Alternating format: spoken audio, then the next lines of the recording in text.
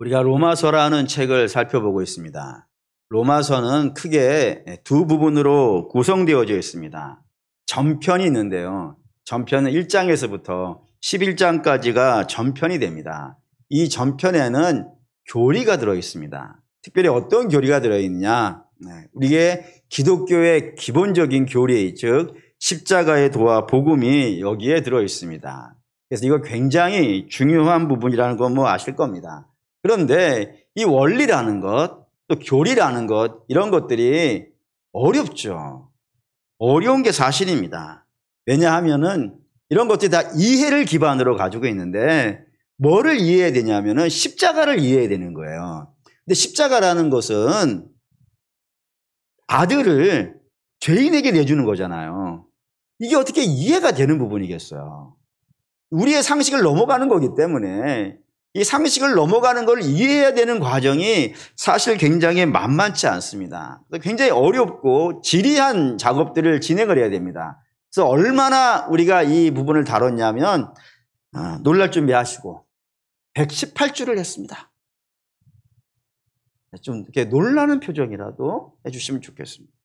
118주를 이거 설교한다는 게 보통 문제겠어요. 근데 뭐 원래 계획은 한 150주 잡았었는데 그래도 좀 너무 지리할 것 같아가지고 한 40주 뺀 것이 116주거든요. 뭐 118주거든요. 뭐 엄청나게 긴 시간을 지리한 작업을 여러분들이 함께 해주셔서 너무 고맙고 끝까지 잘 견뎌주셔서 뭐 마음 같아선 절이라도 하고 싶은 그런 마음이 듭니다. 그 정도로 이 부분이 만만치 않은 부분입니다.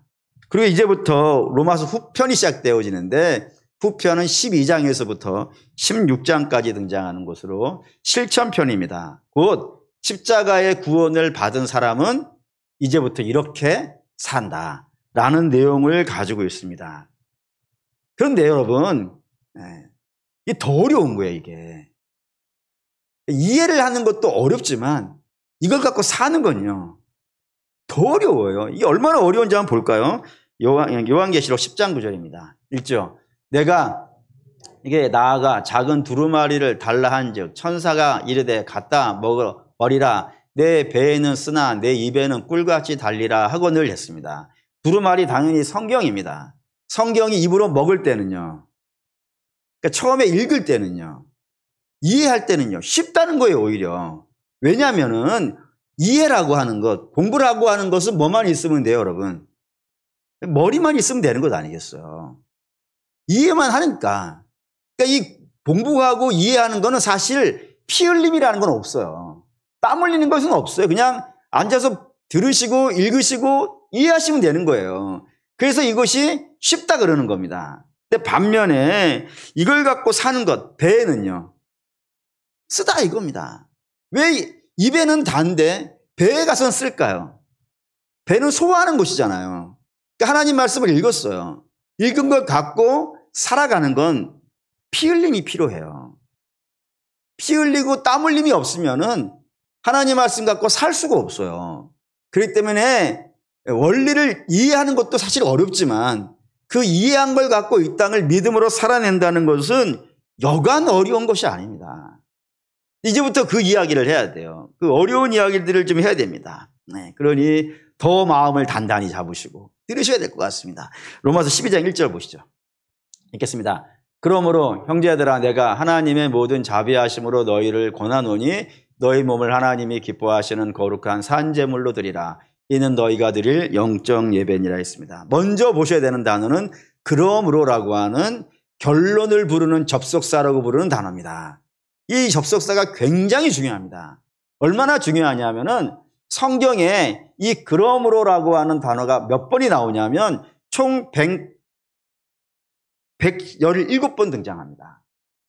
그 중에서 사도 바울이 얼마를 이걸 사용하냐면 61회를 씁니다. 거의 절반을 사도 바울이 쓰고 있어요. 왜 그러냐? 왜 그러냐면 이유가 있습니다. 사도 바울은 뭔가를 설명을 할 때 그냥 여러분 믿으세요 이렇게 설명을 안 하는 거예요. 여러분 이렇게 믿으세요 이렇게 설명하는 게 아니라 사도 바울은 항상 논리적이에요. 원래 철학자 아니겠어요. 철학자이기 때문에 여러분 우리가 믿어야 되는 이유가 이런 것이 있습니다. 이런 이유를 쫙 설명을 하는 거예요. 그게 이제 로마서 1장에서부터 11장까지 그 교리란 말입니다. 그거를 다 설명을 하는 거예요. 다 설명한 다음에 그러기 때문에 여러분들이 이렇게 살아야 됩니다. 이런 식으로 논리적으로 설명을 하기 위해서 사도 바울은 그러므로라고 하는 단어를 굉장히 좋아해요. 그래서 사도 바울이 쓴 13편의 성경에는 그러므로라는 단어가 거의 점철이 돼 있어요. 여러분 이러니까 이렇게 하십시오. 이러니까 이래야 됩니다. 이런 식으로 쓸 때 전부 다 그러므로라는 단어를 쓰게 되어지는데 이 단어가 무진장 중요하다 이거예요. 왜 그러냐면은 두 가지 이유 때문이라고 되어져 있습니다. 그 첫 번째는 기독교의 실천이라는 것은요, 원리를 알지 못해서는 못하는 거기 때문입니다. 그럴 수밖에 없어요. 내가 누군지를 알아야 나의 삶을 살아가는 것 아니겠어요? 내가 누군지를 모르는데 내 삶을 어떻게 살아가겠어요? 네? 학생이 학생인 줄 모르는데 어떻게 공부를 하겠으며, 직장인이 직장인인 줄 모르는데 어떻게 직장 생활을 하겠어요? 내가 누군지를 알아야 이 일을 시작할 수 있다 이겁니다. 이게 첫 번째 이유고, 두 번째는 기독교의 원리를 모른다면 절대 이걸 할 수가 없어요. 절대 할 수 없어요. 절대 할 수 없는데 만에 하나, 억만분의 하나라도 이거를 했다라고 칩시다. 그럼 굉장히 심각한 문제가 되는 거예요. 이게 왜 심각한 문제가 되냐면 기독교의 가장 핵심되는 원리는 뭐냐면 나의 나된 것은 하나님의 은혜예요. 그런데 나의 나된 것은 하나님의 은혜라는 사실을 모른다면은 나의 나된 것은 누구의 역사겠어요? 내 열심과 내 노력과 내 애씀의 결과가 되지 않겠어요. 그러니 나의 나된 것이 하나님의 은혜인 줄 모르니까 감사는요, 없어요. 내가 했는데 왜 감사가 나오겠어요? 그럼 감사가 안 나오면 뭐가 나오겠어요? 자랑이 나와요. 자랑이 나온다는 건 굉장히 심각한 문제예요. 왜냐하면 자랑에서 뭐가 나오니까? 교만이 나온다고요. 근데 교만이라는 것은 패망의 선봉이라 그러고, 그리고 이 죄의 시작이기 때문에 하나님이 이것 때문에, 교만 때문에 첫사람 아담과 동행하는 것을요, 거절해버린 이유가 되었단 말이에요. 그러니 복음으로 구현해냈는데 복음에서 멀어지는 행동을 하게 되어지니 이걸 성경이 용납하겠습니까? 안 하겠습니까? 절대로 용납을 안 하는 거예요. 그래서 반드시 어떻게 하려고 그러면 복음을 먼저 전하려 한다 이겁니다.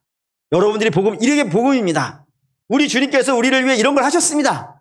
그러니 이 기반 위에서 여러분들은 이렇게 사셔야 됩니다. 라는 곳으로 이것들을 설명해 간다 이겁니다. 그래야 비로소 나의 나된 것이 하나님의 은혜인 줄 아니까 감사가 나오고 겸손이 나오고 헌신이 나오고 순종이 나오게 된다 이거예요. 그러니 반드시 성도는 뭔가를 하기 전에 뭐부터 알아야겠습니까? 복음부터 알아야 되는 일이 있어요. 그러므로요. 그래서 맨 처음에 등장하는 단어 그러므로.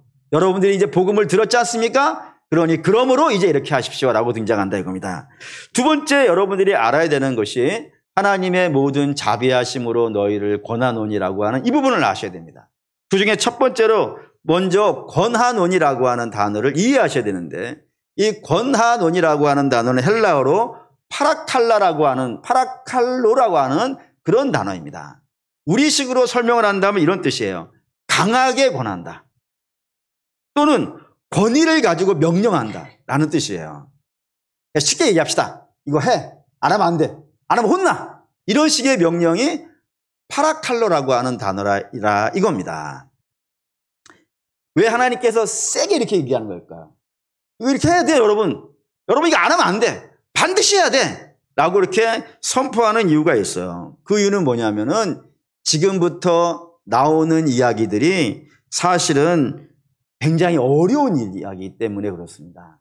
너무 어려운 이야기를 할 거예요. 너무 어려운 이야기를 하는데 어렵기 때문에 하고 싶겠어요? 안 하고 싶겠어요? 안 하고 싶죠. 근데 안 하면 안 되는 거예요. 안 하면 큰일 나는 거예요. 그러니 강하게 명령해서 어떻게 하게 하려고요? 하게 하려고. 이걸 좀 이해하려면 여러분 이렇게 이해하시면 됩니다. 집에 가면 자녀들 있잖아요. 자녀들이 10대 때 제일 열심히 해야 되는 게 뭡니까? 공부죠. 이거 부인할 수 없는 사실이잖아요. 왜 10대 자녀에게 왜 이렇게 공부를 하라고 부모님들이 닥달을 하죠? 오만 잔소리는 다 뭐 때문에 하는 거예요? 공부 안 하기 때문에 하는 거 아니에요. 애들을 저 패는 일은 뭐 때문인 거예요? 그 이쁜 애들을. 공부 안 하기 때문 아니겠어요? 왜 그렇게 공부를 안 하는 걸 가지고 잔소리하고 때리기도 하고 막 그럴까요? 이유가 있어요. 부모가 살아보니까 인생을 살아가는 데 있어서 공부를 하는 것이 굉장한 영향력을 끼치거든요. 그럼 어쩔 수 없어. 우리가 본 거잖아요, 눈으로. 공부를 하는 것이 어떤 영향을 끼치는지 우리가 살면서 봤단 말이에요. 그래서 우리는 중요함을 알아. 그런데 문제는 애들은 그게 중요하다는 사실을 잘 몰라. 잘 모르는 거는 여러분들이 10대로 가보면 알아요. 잘 몰라. 공부하는 것보다 뭐가 더 재밌어요? 노는 거. 휴대폰 갖고 하는 거. 또는 뭐 연애하는 것. TV 보는 것. 이런 것이 훨씬 더 재밌고 자기에게 더 중요하게 느껴지잖아요. 우리도 그랬잖아요. 예? 그런데 그걸 지나와서 인생을 20대, 30대, 40대 살아보니까 공부를 많이 한 사람과 공부를 못한 사람의 그런 인생의 차이들을 많이 봤잖아요, 우리가. 그래서 우리 자녀의만큼은 이런 인생이 되지 않았으면 좋겠다라는 바람이 있는 건 아니겠어요. 사실이지 않습니까? 그래서 잔소리를 한다 이거예요. 그렇기 때문에 잔소리라고 혼을 내는 거예요. 그래서 그 때를 놓치면, 그 10대라고 하는 그 때를 놓치면은, 돌아갈 수가 없잖아요. 돌아갈 수가 없잖아요. 물론 만학도라는 게 있긴 있어요. 하지만 그 만학도가 공부하는 거에 절반만 공부를 해도 역사를 바꿀 거예요. 뭐 여러분도 다 경험해 보시지 않습니까? 제가 여러분에게 성경 다음 주까지 19절만 외우세요 하고 말씀드리면은 여러분 어떻게 할 것 같으세요? 목사님, 분명히 외웠어요. 어느 중에 잊어버렸어요. 그럴 거 아니겠어요. 사실이잖아요. 외우면 돌아서 잊어버리잖아요. 근데 애들은 말이죠. 그 자리에 앉아서 19절을 외워요. 뭐 시간을 줄 것도 없어요. 장난치면서도 외운다니까요. 그런 머리를 갖고, 머리가 신선해긴 애들은. 그 신선한 머리에다가 공부를 쌓으면 얼마나 잘하겠어요. 그러니 돌아갈 수 없어요. 이 뇌라는 것이 10대의 뇌하고, 이거 진짜, 56세 된 제 뇌하고는 달라요, 질적으로. 근데 이걸 어떻게 돌리냔 말이에요. 그러니 할 수 있을 때 해. 엄마 아빠가 뒷바라지 했을 때 해. 네? 안 하면 혼나고 그런 일이 있는 것 사실이잖아요. 하나님도 마찬가지라 이겁니다. 이 실천편에 등장하고 있는 선포는 해도 되고 안 해도 되는 그런 천박하고 가난한 것들이 아니에요. 하나님이 우리에게 명하시는 건데 이 얼마나 중요한 명령이겠어요. 성도는 이걸 반드시 해야 된다고요. 반드시 해야 되기 때문에 이걸 해야 된다 이겁니다. 명하시는 거란 말이에요. 그럼 이제 여러분 이렇게 질문하실 수 있어요. 그래요? 이거 뭐 하라니까 좋아요. 그런데 우리의 본성에 안 맞으니까 하기 싫을 것이고 우리의 사람들의 기본적인 본성에 안 맞으니까 세상에서 대접도 못 받을 것인데 힘들기만 하고 어렵기만 하고 대접도 못 받은 이 말씀대로 왜 살아야 될까요? 라고 물어보실 수 있어요. 근데 그 물어보는 말에 성경은 이걸로 답을 합니다. 그 12장 1절에 모든 자비하심으로 너희를 권하노니 이렇게 또 자비하심이 등장한 겁니다. 여기에 자비하심이라는 것은 누구의 자비하심이겠어요? 하나님의 자비하심이에요. 그럼 하나님의 자비하심은 뭐예요? 죄인을 위해서 아들을 내어주신 거예요. 그러면 죄인을 위해서 아들을 내어주셨다면은 그 죄인인 자들, 아들의 생명을 받은 우리죠. 우리가 망하도록 내버려 두실 수가 있겠어요, 없겠어요? 아니, 하나님의 투자가 아들이라니까요. 아들을 투자해가지고 우리를 자녀 삼으셨는데 그 자녀가 망하는 명령을 하겠습니까? 그럴 수가 없어요. 그러니까 하나님이 우리에게 명령하시는 것은 아들을 내어주시고 거두어 드린 자에게 명령하시는 거예요. 그러면 아들을 주고 건져낸 자가 하나님 보시기에 어떻게 되기를 원하시겠어요? 잘 되기를 원하겠지. 우리도 자녀에게 공부하라고 명하는 것이 귀찮게 하고 힘들게 하기 위해서 공부하라는 것이 아니라 우리 나름대로 이렇게 하면 잘 될 거라고 생각해서 하는 것 아니겠어요. 근데 우리의 지식은 그밖에 안 되니까 그 정도밖에 안 되지만 하나님은 전능하신 하나님 아니겠어요. 그분이 아들을 내어주시고 우리에게 명령하시는 것은 이 명령대로 살게 되어지면 어떻게 되는데요? 영광스럽게 되는 거예요. 복 있게 되는 거라니까요. 하나님의 나라를 죽어 천국에서만 누리는 것이 아니라 이 땅에 살아서 누리게 되어주고 주께서 약속하셨던 참 기쁨과 세상이 알지 못하는 평안과 그리고 안식을 이 말씀을 통하여서 만날 수 있기 때문에 비록 가는 길이 거칠고 험한 것은 사실이지만 항상 그 끝에는 진리가 있고 그리고 아버지가 계시며 영광이 있기 때문에 이걸 명령하시는 것 아니겠어요. 그러니 이 말씀대로 하나님 보실 때에 이걸 이렇게 살면은 복 받아, 반드시 받아. 그러니까 너 이것대로 살아야 돼 라고 명하시는 거예요. 그런 관점에서 다시 한번 생각해 보세요. 주께서 우리에게 이 명령을 하시는 걸 근거로 뭐로 삼고 있다고요? 앞에 있는 복음을 삼고 있는 거예요. 내가 아들을 너한테 줬지 않냐. 그게 내 사랑의 증명 아니냐. 그러니 그 사랑을 알았다면은 이제 너희는 그냥 살면 안 돼. 옛날같이 살면 안 돼. 정말 이 말씀대로 살아야 돼. 그러면 너희가 온전하게 될 것이고 기뻐지게 될 거야 라고 이런 식으로 설명을 하는 거예요. 그러니 당연히 여러분들은 뭐를 알고 가야 돼요? 복음을 알고 가야 돼요. 그러니 잘 모르시겠으면 다시 1장부터 읽어보십시오. 꼭 그걸 아셔야 돼요. 그걸 알게 되어지면 이 말씀대로 살아갈 수 있는 힘이 그 안에서 생겨나는 역사가 있더라 이겁니다. 이게 두 번째이고, 세 번째 여러분들이 아셔야 되는 것이 세 개의 단어의 묶음입니다. 첫 번째는 하나님이 기뻐하시는, 두 번째는 거룩한 산제물, 세 번째는 영적 예배. 이것이 여러분들이 기억해야 되는 세 번째입니다. 그 중에 맨 마지막에 영적 예배라는 것부터 생각을 해보십시다. 영적 예배하니까 여러분들 마음속에 이게 예배의 절차와 형식을 말하는 건가 보다. 그래서 예배의 절차와 형식을 아주 신령하게, 아주 깊이 있게, 그리고 아주 풍성하게 그렇게 예배 드리는 것을 영적인 예배인가 보다라고 생각하실 수 있을 겁니다. 그런데 아닙니다. 물론 예배는 그렇게 드리는 게 맞습니다. 제대로 드려야 되고요. 풍성하게 드려야 되고요. 신령과 진정으로 드려야 되는 게 맞습니다. 그런데 오늘 사도 바울이 이 12장 1절에서 선포하고 있는 영적인 예배는 그게 아닙니다. 그게 아니라는 사실을 뭘로 알 수 있냐면 그 두 번째 등장한 단어 거룩한 산제물이라는 단어 때문에 알 수 있습니다. 이 말씀이 왜 거룩한 산제물이라는 것이 왜 등장했냐면 바리새인들 때문에 등장했다라고 되어 있어요. 바리새인들의 신앙, 즉 예수님 당시에 이스라엘 사람들이 가지고 있는 신앙을 가장 잘 설명하고 있는 비유가 하나가 있습니다. 비유라기보다는 어떤 역사라고 해야 될 것 같아요. 그게 하나가 있어요. 그게 뭐냐면 예수님께서 예루살렘에 가시다가 무화과 나무를 보시고 그 무화과 나무를 저주한 사건을 가지고 이거를 설명을 합니다. 그 저주한 이유가 뭐 때문이냐면은 멀리서 봤을 때 무화과 나무가 어떠니까요? 풍성하다 이거.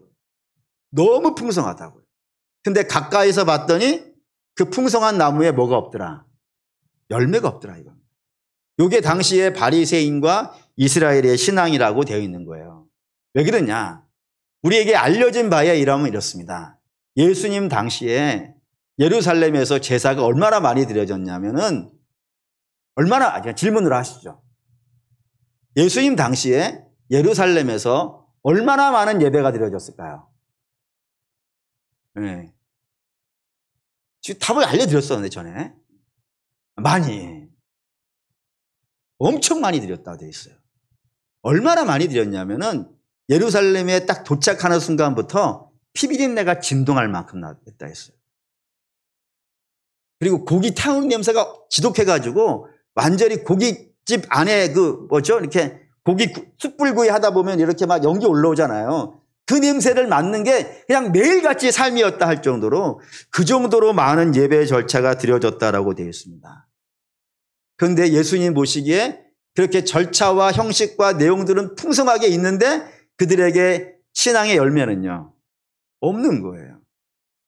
그냥 절차만 화려하고 드려지는 양들은 많은데 그 예배가 저들의 삶에 아무런 역사를 나타내지 못하는 그런 신앙이었다 이겁니다. 그런 열매 없는 신앙이 주가 보시기에는 아무 소용이 없더라 라고 하는 의미에서 이 무화과 나무를 저주하는 그런 사건이 등장한다 이겁니다.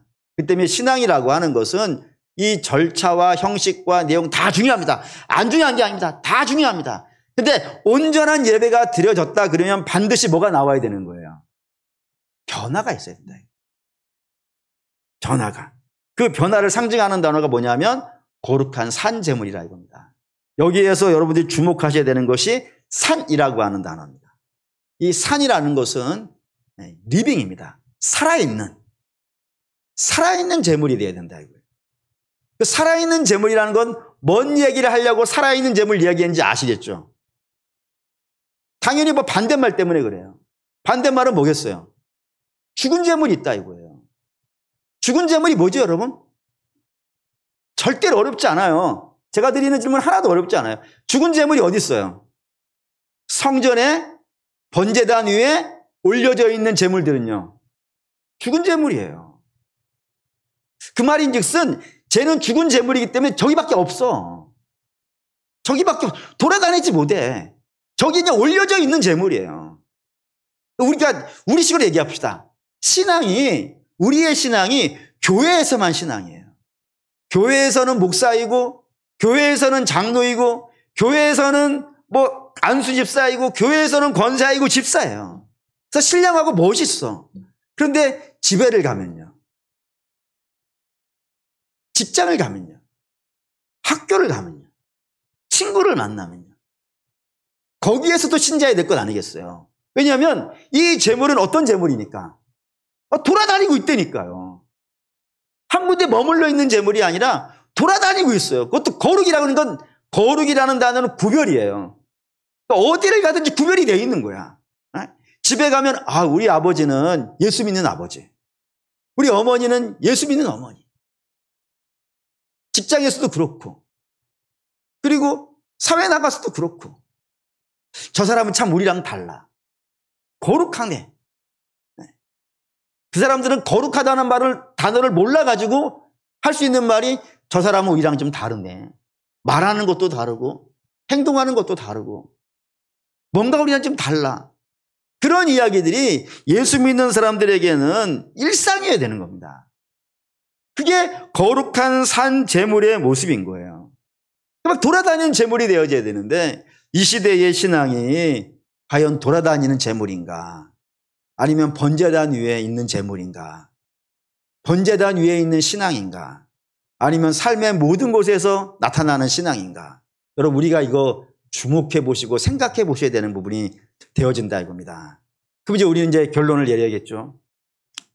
거룩한 산 제물이 되어지려면 어떻게 살아야 될까? 어떻게 해야 거룩한 산 제물의 삶을 살 수 있을까? 성경은 우리에게 이렇게 얘기합니다. 레위기 1장 6절에서 9절 읽겠습니다.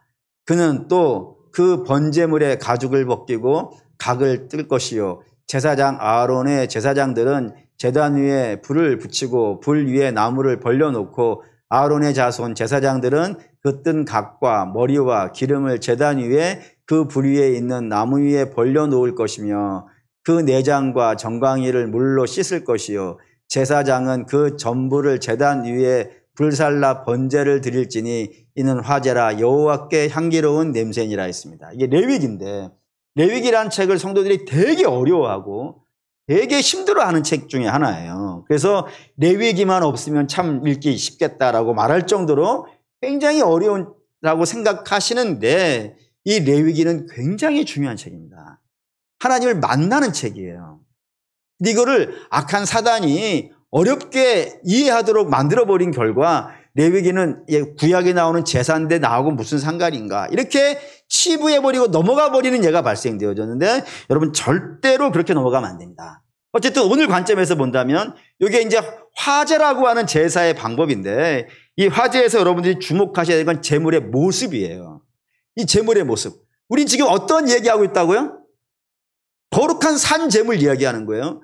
거룩한 산 제물의 모습은 세 가지로 설명한 거예요. 세 가지로. 첫 번째는 뭐냐면 가죽을 벗겨야 된다. 우리 얘기라 그랬으니까 우리에게도 가죽이 있다고요. 어떤 가죽이냐? 위선의 가죽과 죄악의 가죽이 있다고요. 이거를 벗어야 돼요. 하나님 앞에 두 가지 얼굴을 갖고 살 수는 없어요. 하나님 앞에 위선과 가식의 모습으로 살아갈 수 없고, 세상에 나가서도 재물이기 때문에 위선과 가식의 모습, 죄악된 모습으로 살 수 없어요. 우리는 그것들을 다 회개해야 되는 겁니다. 그게 첫 번째, 가죽을 벗기는 것이고, 두 번째는 속에 있는 것을 다 꺼낸다고 되어 있습니다. 신앙생활을 여러분 잘 하시려면은 배를 갖고 하면 안 됩니다. 예수님만 봐도 예수님은 벨이 없어 라는 말을 해야 돼요. 왜냐하면은 예수님 우리 알다시피 왕입니다. 왕이면 백성들 앞에서 소리치고 막 그럴 수 있는 분이에요. 높일 수 있고 모든 백성들은 왕 앞에 엎드려야 됩니다. 그리고 그 말에 굴복해야 되는 것이 왕을 대하는 백성의 자세입니다. 그런데 이 만왕의 왕이시고 하늘의 주인 되신 예수님이 자기 백성에게 왔어요. 그런데 그 백성이 영접을 하지 않습니다. 영접만 하지 않는 것이 아니라 대접도 하려 해줍니다. 대접은 고사하고 모욕하고 채찍질 때리고 욕하고 침뱉고 이런 것들을 숱하게 당하는 그런 모습을 가지고 있어요. 그런 모습을 당하는데, 그런 상황을 당하는데 만약에 예수님이 벨이 있으면 어떻게 되겠어요? 내 자존심 상하네. 이거 되는 거 아니겠어요? 내 자존심 상해서 못하면 없겠어. 내가 해가지고 이것들을 그냥 내가 하늘의 천군 천사 다 불러가지고 한번 진멸해볼까? 해가지고 해버렸다면요. 뭐 어떤 일이 벌어지겠어요? 이거 바울도 마찬가지입니다. 바울은 로마 시민권을 가지고 있는 자라고 되어 있어요. 그러니까 굉장히 높은 신분증이라고 보시면 될 것 같아요. 아무나 함부로 다룰 수 없는 그런 신분증을 가지고 있고, 이 로마 신분증이라는 것은 부자든지 아니면 로마라고 하는 나라에서 인정해주는 가문에게 주는 거란 말이에요. 그러니까 바울은 돈 낸 적이 없다 그랬으니까 그 가문에 내려온 거니까 그 가문 자체가 아주 유력한 가문이고, 공부로 말한다면은 이 바울보다 공부를 더 많이 한 사람이 없다고 되어 있어요. 그래서 왕이 바울을 보고 네가 공부를 너무 많이 해서 미쳤구나 라고 할 정도로 실력도 대단한 사람이에요. 그러니 로마 시민권을 가지고 있고, 그리고 유력한 가문의 사람이며, 그리고 공부를 많이 한 사람이에요. 그래서 소년급제해가지고 우리식으로 말하면 검사쯤 된 사람이란 말이에요. 근데 그가 어떤 일을 만나요? 매를 맞고 쫓겨다니고 모욕을 당해요. 돌에 맞기도 해요. 여러분, 그때 배리를 갖고 있다면 신앙이 되겠습니까? 물론 신앙이라고 하는 것은 그런 겁니다. 우리가 신앙생활을 잘 하려면 우리의 속을 파야 돼요, 여러분. 우리의 속을 파야 돼요. 자존심을 파내야 되고, 속 없는 자 같이 오로지 우리의 속을 뭘로 채워야 되는 거예요? 자기를 부인하고라고 했으니까 나는 끄집어내고 예수님으로 채워야 되는 것 아니겠어요?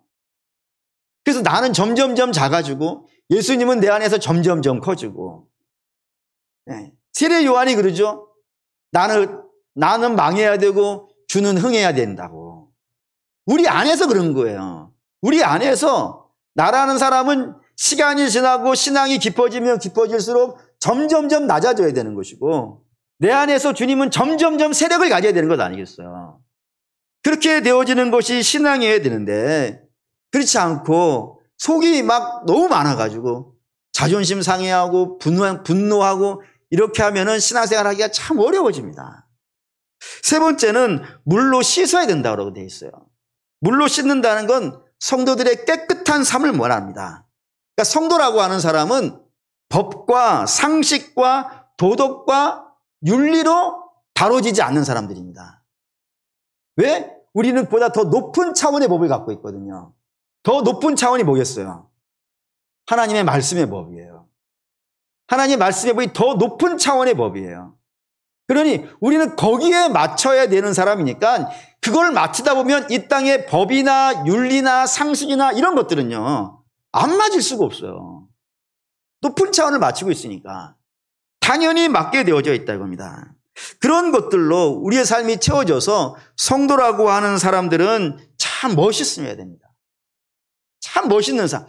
누가 봐도 참 멋있구나, 누가 봐도 참 아름답구나라는 것들이 성도의 삶인 겁니다. 그것이 거룩한 산 제물이라고 하는 삶이라 되어 있어요. 그리고 그렇게 거룩한 산 제물의 삶을 사는 자들을 하나님께서 어떻게 하신다고요?